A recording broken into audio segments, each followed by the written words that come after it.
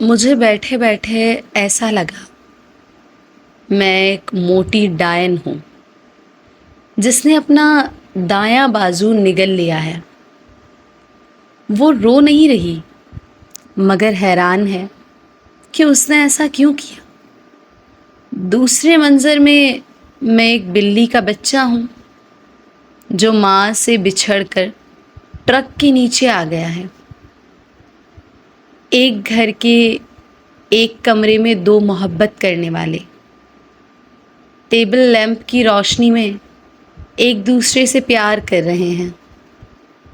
وہ لیمپ میں ہوں۔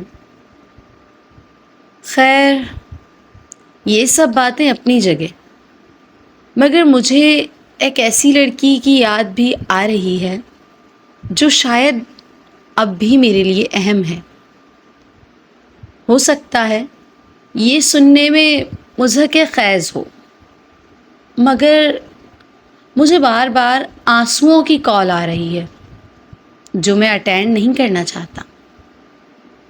کاش میں بہت بہت زیادہ چیختا، کاش میں بہت زیادہ چیختا، مگر میری آواز کوئی بھی نہ سن پاتا، کیونکہ میں نہیں چاہتا لوگ مجھے کمزور سمجھیں۔ میں اپنا ہاتھ اپنے منہ میں ڈال کر اپنا دل باہر نکالنا چاہتا ہوں۔ مجھے لگتا ہے یہ میں نے غلطی سے نگل لیا ہے۔ ایک لڑکی مجھے اتنی زیادہ تکلیف کیسے دے سکتی ہے کہ میں مہینوں سے خود کے سرہانے بیٹھ کر خود کو تسلیاں دے رہا ہوں، سب ٹھیک ہو جائے گا۔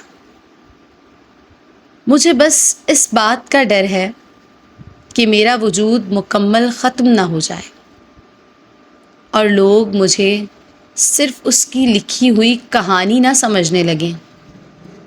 خدا سے میری ناراضی چل رہی ہے، اس لیے اے درختو، تم کسی طرح میرا درد کم کر دو۔ میں نہیں جانتا کہ تم یہ کیسے کرو گے، مگر کچھ بھی کر کے مجھے ٹھیک کر دو۔ میرے پسندیدہ منظروں، کچھ کرو۔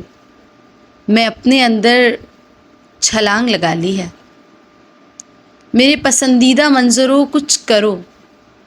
میں نے اپنے اندر چھلانگ لگا لی ہے اور مجھے تیرنا بھی نہیں آتا۔